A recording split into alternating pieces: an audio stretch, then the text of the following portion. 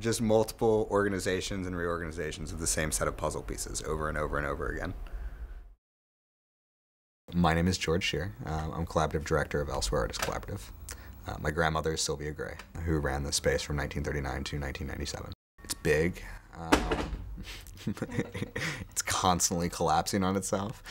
Things are falling over all the time, as objects tend to do. It's 2 full storefronts, which is divided into multiple little tinier spaces, little hovels and small spots. The store itself began in 1939. It started actually a furniture store. And then in the 40s and 50s, they got involved in Army surplus catalog sales. Trucks would come down the back alley and they would lift the pup tents and whatnot to the 3rd floor where they'd mend them and fix them and prepare them to be sent out. Some of the surplus was drying up by that point. And so she began to get the ends of fabric bolts from the local mills and ended up collecting about 1,500 bolts of vintage fabric. She was known to shop at the Salvation Army and Goodwill twice a day. As things began to sort of pile up, it just became this massive heap that was almost inconquerable.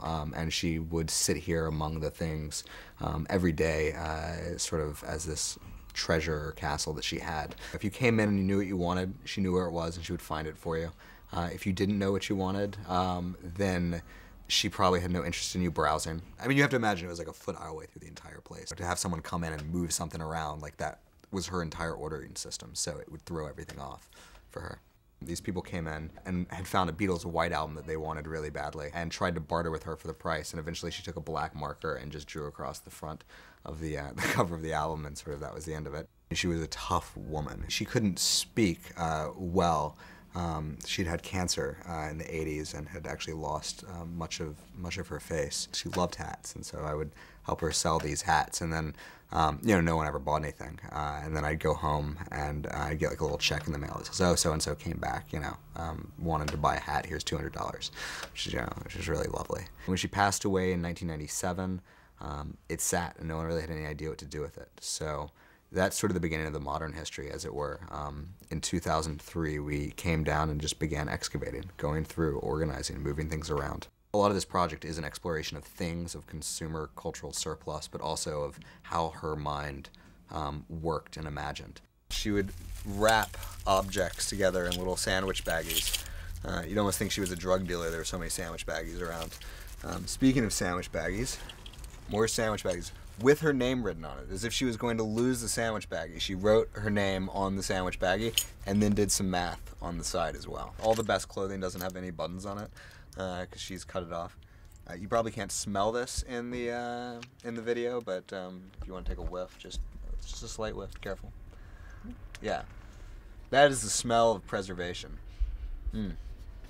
All these little bits of her handwriting, of her obsessive ordering patterns, of the bags of things, of the jars of buttons. There came a point where we realized we needed to preserve some of that. We created this space called the Natural History Museum, sort of playing with the idea of a natural history being something that comes out of human tendencies towards order and collection and preservation. It sort of looks like a store, which is, again, one of the lines that we like to play with. It's that store where nothing's for sale. And there was a lot of argument that, like, we just need to clear everything out, or we need to sell it, or we need to move it over to the other side and, like, make space for people to do art. We look for artists that have a formulated body of work. They have some similarity with the materials that we have available, and or the architectures that are here. This is what we call sprucing generally, where you might take a group of objects and randomly begin arranging them into various orders and compositions, sculptural and whatnot.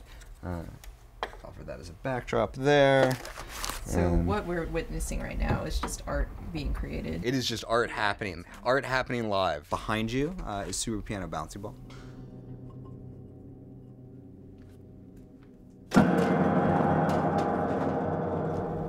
Starting to get the impression this is just really like your fun house. It is very much a fun house. It's like a big playground for adults. When we have artists here, we run a food cooperative. It's all vegetarian, totally brilliant stuff. And we will have any given night anywhere from like 12 to 20 people eating dinner every night, which is pretty amazing. Why vegetarian? Easier, it's cheaper. I mean, a lot of our artists tend to be vegetarians, so it's just hippies. Crazy hippies, yeah. Occasionally we'll have meat club, or like crab club, and people will sort of pool separate monies. Dessert club is a big one. People will pool additional money to make a pie or something like that. This is an old blueprint of the back alley. It's kind of funny. Yeah. And yeah, I mean, these are different. These are things that I'd talk up to Minneapolis with me when I was building an upside down boat. This is our worm composting. Let's see what we got here. Where are the worms? Hey guys. I hope they last the winter. Hey guys. Well. Oh yeah. Oh yeah. I'm just getting started.